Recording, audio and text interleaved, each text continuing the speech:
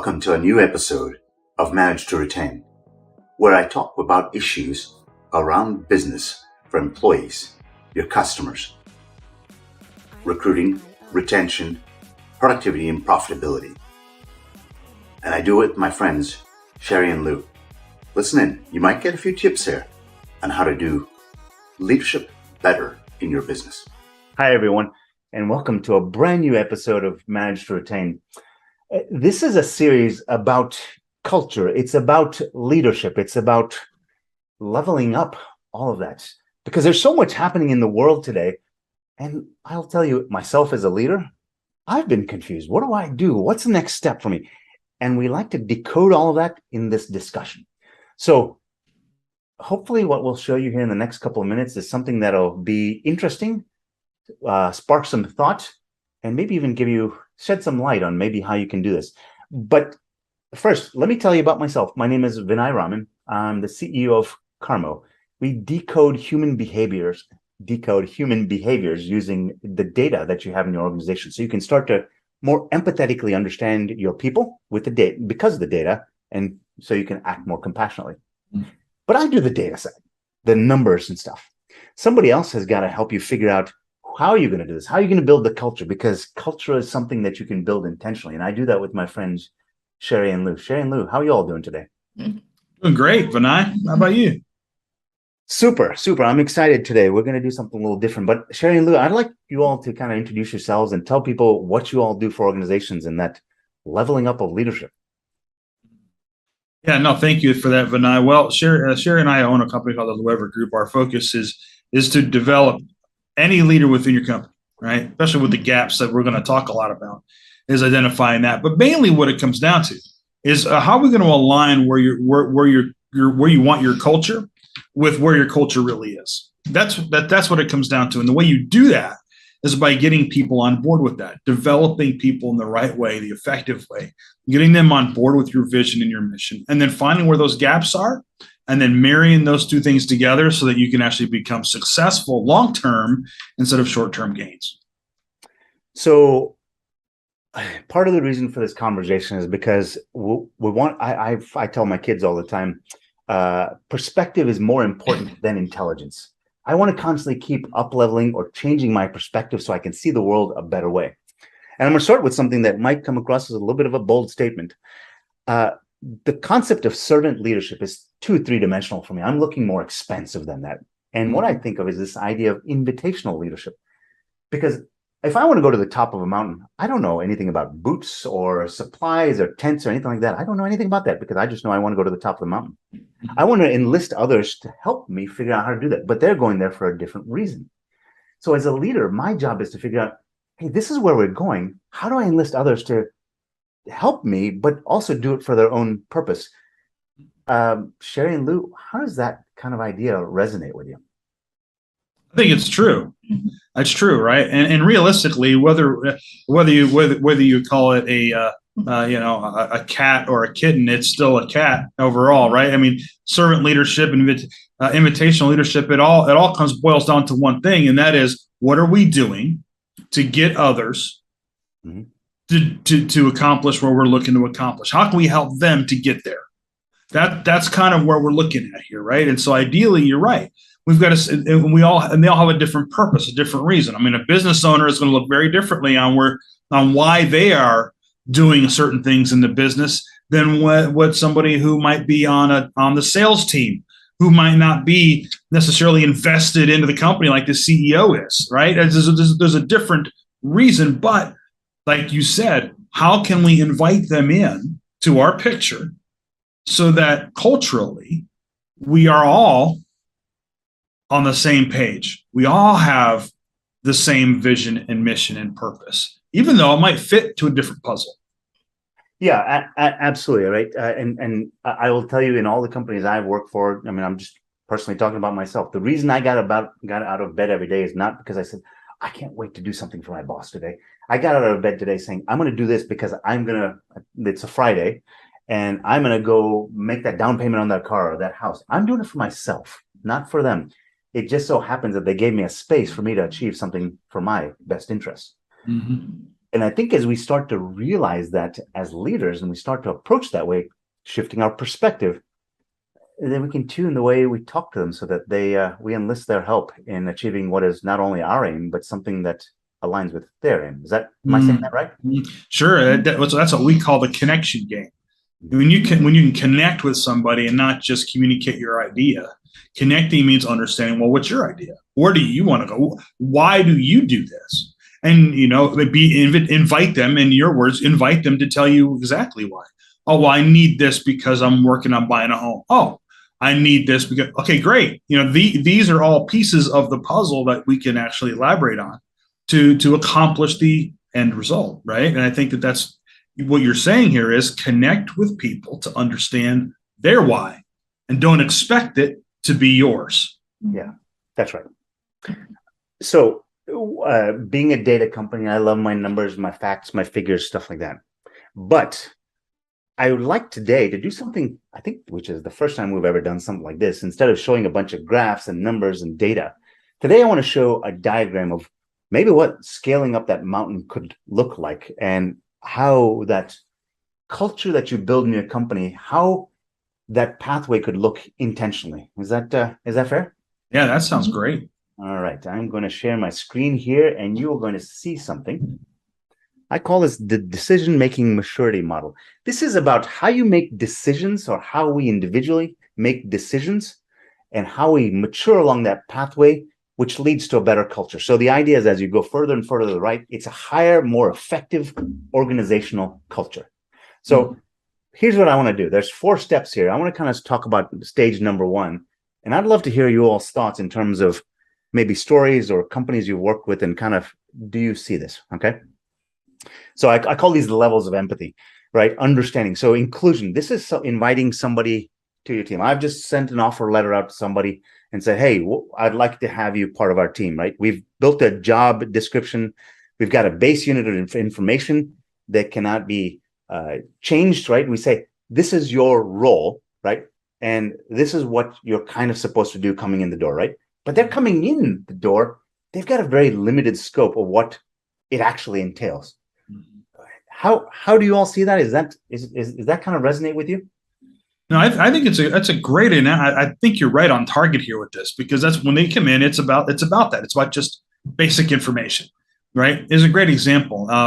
We're helping develop an onboarding process for a company, because as I'm sitting there watching how they currently onboard, and they're talking about the company and the mission and the vision and all of the who the CEO is and who the leadership team is and all the fun cultural, like we want to kind of keep it positive, which is great.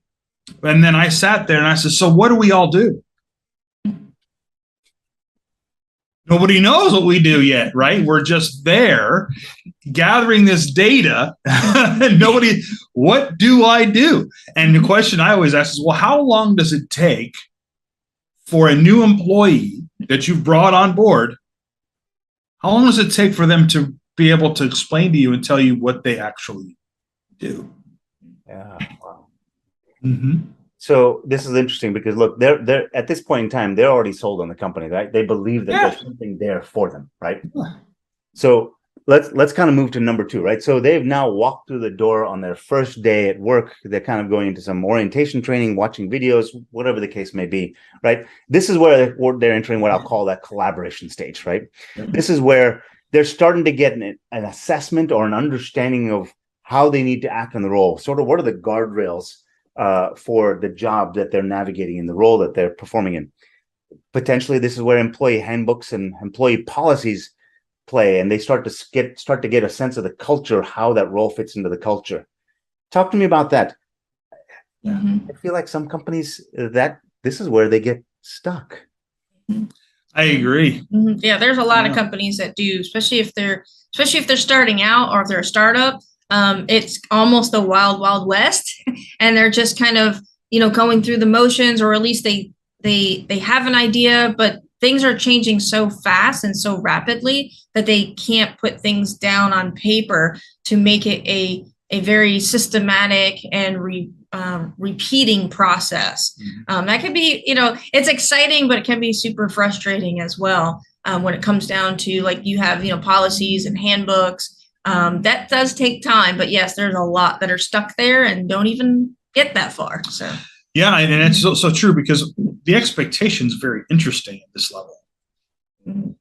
Okay, and the challenge is that as we're bringing people in, you're right, we have the policies, the handbook, we talk about the culture. Hey, there's free lunch Tuesdays, like all this cool stuff, right? We're just getting into this realm of culture, and which is really good. So it's almost like, imagine watching a marathon at the Olympics, right? You're watching this, and this guy is just he's pacing along, and right that last lap, and you're like, this dude's gonna do it, and he starts picking up, and right before the finish line, he just stops, just stops, doesn't fall, just stops. Like, well, that's kind of what happens here. And we create that, but where's we've got the momentum, but we just can't seem to, how does this fit in with your role? What do you need to do for this culture to continue? So you see where I'm getting at here. How can we continue this momentum? And that's where and I agree with you. This is where people get stuck. And what I think the point that I'd like to draw out of what you just said there is this idea that what the person who just joined the company is starting to drink from the proverbial fire hose here, right? They're starting to see this, and they're trying to gather pieces because all the puzzle pieces may not be in front of them. Now, leadership, lots of times, and I know I'm guilty of this, they're in this role. I'm like, all right, they get it now. I expect them to start doing. Oh, hold on. So true. All right. 6 weeks later, they have an understanding the way you see the world. That's not happening. No way. Where I think number 3, the alignment comes in, right? This is where we're giving them performance report cards, right? We give them actionable ratios from time-bound indicators as to how they're supposed to act. This is what you're supposed to do in this time frame. This is how we're measuring. This is how we're holding you accountable, right? We're giving them ownership of their ability to behave in service of that role the way it's supposed to be played out. Talk to me about that. Organizations that have done that and haven't done that, and what do you see here? Oh, well, you can almost pinpoint companies and their culture by this, and you can see the difference. It's okay to have what I call the hoorah Pollyanna feel good introductions in your employees to get them really on board with your culture, which you want to get them engulfed into that immediately, which is where we're at in the collaboration stage. But then when you move into the alignment, this is where the expectation drops. Yeah. A lot of times, not all the time, but a lot of times, where all of a sudden we expect, like you said, we expect that, go off to your teams and make this happen. And unfortunately, it's usually part of the L&D department that doesn't, and there's no collaboration between them and then leadership to say, okay, let's set you up with, okay, what are your expectations and your alignment? All of those pieces need to be put together. It's like a building block, right? It's just like part of the DNA of a culture. We talk about culture being part of a DNA of a company, right? But the last thing, if you have a DNA chain and there's a building block of the DNA missing, most likely there's going to be some type of differential in the performance of that person because you're missing a part. And the alignment is what kind of puts those pieces in the right places. Yeah, there's that famous book by Jim Collins, Good to Great, right? I believe the step between 2 to 3 is actually, this is good, this is great. Agreed. And so many companies don't realize that, gosh, I'm expecting fantastic world-class performance out of them. They still don't quite understand what they're supposed to do and how to ask the right questions. I mean, I will tell you, if I don't know the right questions to ask, I'm not going to get to the right answer. That's right. Right. And I call this the decision-making maturity model, because this is really about that employees. And doesn't even have to be an employee, right? It can be any your people, right? The people in your company's ability to make good decisions by themselves. If they're still stuck at, I just walked in the door and I'm just learning from on the job, I don't know what questions I can and cannot ask. Therefore, my decision making is severely limited. Does that resonate? Yeah. 100%. Well, you don't know what you don't know. Yeah. That's you don't. Pretty much sums it up. Don't. Really. It's interesting. There's a situation just like in line with this that I remember very clearly, is asking somebody was just brought in. They just hired a person in, and I'm observing how their onboarding process, similar situations before, and And the new employee asks, okay, so tell me what is your job? What is your role? What do you do? And they couldn't really answer that clearly, which is okay. It's on day 2. But I says, okay, well, I tell you, what are the expectations? Like, what do you expect it to do? I'm not really sure. Okay. So how about this? Do you have any questions about what you do? No. I says, well, do you know what to ask? And they're like, no, actually, I really don't. Yeah. Okay, so now we have a problem. Yeah. And all it takes, though, is just one quick shift. We talked about this earlier, is just shift in our thinking and placing that person with the right person that can draw out the right questions because they're telling them what it is that they're expected to do. Oh, now I got questions because I didn't know I was expected to do that, instead of waiting for performance to drop because our expectations aren't set. I want to come and talk about this 4th stage in a little bit here, but I think this is super important here. This delta between, I mean, it shows a small little gap here, but there's a massive bridge here that is missing. What I don't think I realized for the longest time is the difference between going from 2 to 3. I thought it was something that I'm only getting something out of it as a boss. It's not. Every single one of my employees wants to make that leap from 2 to 3. Right. They don't leave when they're in 3. The Great Recession is because all those companies were here. I mean, not the Great Recession, the Great Resignation. Yeah. The Great Resignation occurs because people are stuck here. Yep. They don't have the alignment. They don't know what they're supposed to do. They don't know what questions they can ask or what they should ask. Right. And that's why they leave. Not because of pay. It's because they don't know, what am I supposed to do? That's right. What's the big picture? Right. What is what I'm doing? What's the, putting in the big picture here, Or why does my, being here matter? Yeah. So that's huge. Yeah. So I want to touch on number 4, because this is the holy grail. I truly believe it's possible. I've started to see some organizations in pockets where they're starting to do this. Yes, a lot of this is driven through the data that we use in some of the assessments. And there's a free assessment that will drop into the links. It's an employee to manager assessment that Sherri and Lou have helped, where it was the expertise that they had that was allowed me to be able to create that. So it's a free assessment that you can use. In this resonance space, it is, I mean, if 2 is good, 3 is great, 4 is world-class, right? Universe beating world-class. And the reason why is because you start going to where people start understanding how to self-manage and self-guide. They self-evaluate. They come and say, I know an outcome that I want is not occurring, and that outcome that I want is something that the company desires for someone in this role. Mm-hmm. I need to go and ask a question. I'm going to go ask. Yeah. And I think if you'd asked me 20 years ago, is that possible? I would have said, yeah, but not everybody's cut out for that. I actually call BS on that. I think this is everybody is capable of doing it if they see what their alignment with what their evolutionary purpose is, what they want to do, where they want to get to, and how it aligns with the role. Do you all feel the same way? 100%. And you add in that expectations, right? Then they're going to, and once they have an alignment, they're bought in. We've already got them bought in on the collaboration. We've got them fully aligned, understanding what part they play and what piece they play, where they are, where they fit in the realm of everything.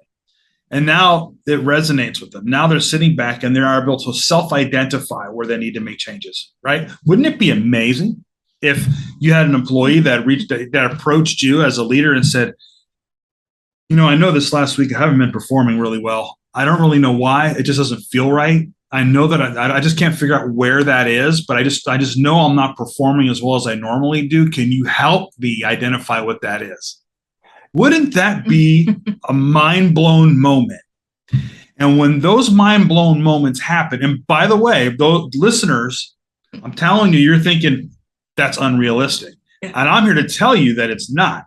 And I'm here to tell you that the most successful companies on this planet that are sustainable long-term follow this. They are the ones that have been able to help get their employees to be self-evaluative, be able to look at that and identify their needs. So this can happen, but it takes you to look at the other parts of this to identify how do you get them aligned to this level. Because at that point, if they can self-evaluate, you have just saved yourself a lot of time, resources, and they're fully invested. if they're taking the time out to evaluate themselves, including yourself as a leader, then that means they're invested. They're invested in you. They're invested in the company. For all those people that continue to tell me that, look, yeah, I understand what you're saying, and purpose and all that stuff is great, but if the money's not there, they're not coming. Well, I'll tell you this: have you, at least in the United States, I used to work in and around the federal government. People don't go to the federal government to work because they get paid well. I promise you that. Uh-huh. I know, because I used to work for the federal government. As a 24-year-old, I got I think it was close to an 84% increase in salary as a 24-year-old by going to the private sector. Uh-huh. I know now if I went for the government, I'd probably be making a six-figure salary, maybe just slightly over that. But in the private sector, if I were working as a CEO of a company somewhere else, I'd be making a buttload of money. That's right. That's right. A lot of money, right? That's right. That's a technical term there. That's right. It is. Hey, it's in my book. I've used it, and it's so perfectly true, because you look at it. We can't just say people want to say that it's because of money. Sure, they will. But I'm going to give you an analogy of why of that same exact situation. Right? We have grandchildren. Move my grandson Ryder down into high chair and say, give him his dinner or his lunch. And he's not going to want. He's going to complain. Why? I'm not hungry. I'm not hungry. I'm not hungry. You're not hungry? Why do you? Okay, well then okay. And then I pull out in the freezer and I pull out an ice pop and I start eating it. I want ice pop. No, you're not hungry. Oh, I'm hungry now. You see, this is just how people think. Yeah. This is just how we think. Okay, we're not going to come out to you and say, oh, it's because I don't feel valued, or some might, or it's like I don't really feel like I don't really know where I fit into this company. The reason is, as you said, is they don't know what questions to ask because we haven't guided them there in the right direction. So they're going to say it's a money, because they get another company and say, well, and if you ask them logistically and say, well, okay, so is it really about the money, or is there something else about that company? Well, what I really love about the company is that they actually asked me certain questions that made me feel valued. Oh, I got you, right? And not only that, too, Vinay, you know this, you're a numbers guy. Any data out there will tell you that money is not even in the top 5. Yeah, that's right. That's right. So it's not about money. I realized I got so excited about. I love this topic. Because I am so invested in this idea with all my people moving into this resonant level where they're constantly asking me questions. What or how do I do something? And I'm just opening doors for them, and I just let them go. And guess what? They do it because they want to, not because of me. I get really excited about this topic. I'm incredibly passionate about it. And one of the things I haven't stopped to do throughout the course of this conversation is ask the audience, do you see this? Where do you believe your organization is? If you were to say 1, 2, 3, or 4, whether you're a leader or somebody who works, or one of the people who works within a company, I'd love to see in the comments, give me a 1, 2, 3, or 4. What stage do you believe your company is at? And tell me, what kind of role do you have in the company? Are you in leadership role? Or are you in a functional role where you're just an individual contributor? I'd love to understand what that is. But I'm going to stop sharing my screen. We've been looking at this for quite some time now. Sherri and Lou, you've got these 10 principles that leaders can use to lead with influence.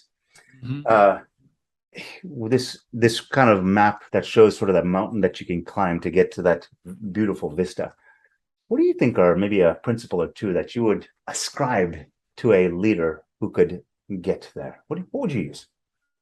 Well, I'm thinking that we have multiple principles. So again, these 10 principles is what you can use to really guide you as a leader. Just to kind of self-evaluate. We're talking about this, right? If our goal is to get to that 4th stage that you're talking about, we've got to start self-evaluating with us, right? We've got to start with us because nobody else is going to do it. They're just not. So the me principle. That's the first principle of our 10 principles is the me principle, because it starts with you. It starts with us as a leader. Matter of fact, it ends with us as a leader too. And as we lead people, we need to set the example, right? Set the bar, set that stage. And that's really just how it is. If you don't really set that standard, we're going to then expect other people to just follow us because they have to. Well, that's an old school mentality, right? That's the old playbook. That's the old paradigm. we're no longer there. It's not going to work anymore. Now it's time for us to really look at ourselves, self-evaluate. That's where the me principle comes in. Not that it's selfish. We're not talking about me, me, me, me. We're talking about self-evaluation, me. Self-evaluation, me. The unfortunate consequence that I've seen in many leaders is that because they have reached the top of their level of hierarchy in a company, whether that's executive level, CEO, president, whatever you think that might be, we feel that there's no need to improve or to grow in our own personal or leadership development. That's where the mistake lies. Because if it's not there, do you not think that that's going to trickle down? If a parent is telling their children, don't say swear words, but every single day you're saying swear words, do you not think that when that child is in school and not around you, they're not going to swear? Of course they're going to do that. You do it all the time. So it's something so simple, right? If it trickles down, and that's just what's going to happen. Everything starts with you. Everything ends with you. So the me principle is what would fit in perfectly with being able to self-evaluate, starting with us. Well, Lou, now I'm just a little scared because I'm worried my kids are going to come home and say, "But Lou." They're not the only other people's kids are now too. Well, I hope everyone who listened in, I hope you really enjoyed this topic. I'm clearly very passionate about it. Thank you for taking some time to listen. Feel free to reach out to us. I mean, this is what we do. We're passionate about this. This is not about a sales call.